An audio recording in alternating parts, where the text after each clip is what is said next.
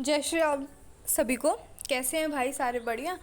तो देखो, हम हिस्ट्री बीए थर्ड सेमेस्टर के सिलेबस को डिस्कस करने वाले हैं। तो ऑल दो स्टूडेंट जिनका मेजर हिस्ट्री है उनके लिए ये सिलेबस उनको थर्ड सेमेस्टर में पढ़ना है। सो जैसा कि आप जानते हैं कि आप थर्ड सेमेस्टर में इंटर हो चुके हैं, तो आपको सिलेबस डिस्कस करना कितना ज़्यादा इंपॉर्टेंट है वो आप लोग जानते होंगे। तो मैंने सोचा कि इसको शुरू करने से पहले सिलेबस डिस्कस कर देते हैं, ताकि ये टेंशन हो कि यार पढ़ना क्या है, फिर वो डायरेक्शन लेस वाला सीन ना हो। तो चलिए आपका सिलेबस डिस्कस करते हैं हिस्ट्री का।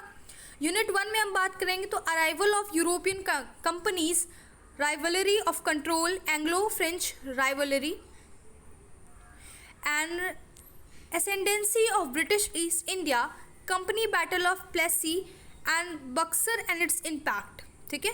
Unit 2 territorial expansion of East India Company 1770 to 1856, Sindh, Maratha and Oudh. ठीक है। फिर देखेंगे हम लोग यूनिट 3 में rise of Punjab under Ranjit Singh, conquest and administration. फिर आपको पढ़ना है rise of Hyderabad and Mysore in 18th century. फिर इसमें हैदर अली एंड टीपू सुल्तान के बारे में आप पढ़ोगे।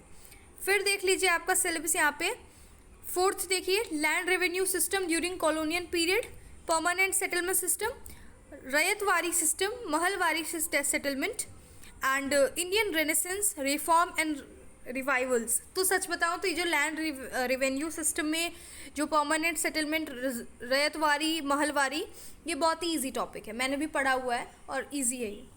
फिर यूनिट 5 की बात करो, transfer of power from company to crown, administrative reform of Lord Lytton, Lord Ripon and Lord Curzon, partition of Bengal.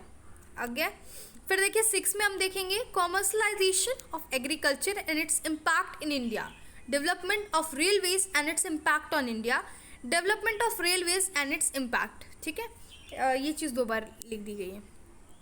Unit 7 की बात करेंगे तो development of education in colonial India, Morley Minto reform and government of India act 1919 and 1935।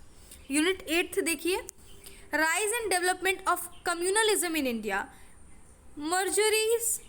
mergers of princely states after independence and role of Sardar Vallabh भाई पटेल। तो आपका ये जो syllabus है ये यहाँ पे एंड होता है। आपके 8 यूनिट है कुल, और आपको इन सारे टॉपिक्स को अपने थर्ड सेमेस्टर में पढ़ना है इन डिटेल, क्योंकि आपका पेपर रिटन होने वाला है। ठीक है। So all the best guys for your third semester. My good wishes to you all.